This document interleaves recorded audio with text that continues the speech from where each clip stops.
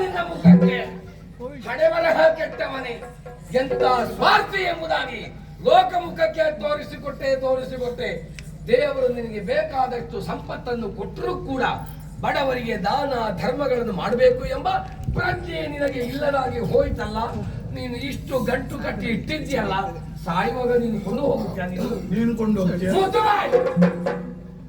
ಬಡವರನ್ನು ದುಡಿಸಿ ಸರಿಯಾದ ವೇತನವನ್ನು ಕೊಡದೆ ಶೋಷಣೆ ಮಾಡುವುದಕ್ಕೆ ನೋಡ್ತಾ ಇರುವೆಯ.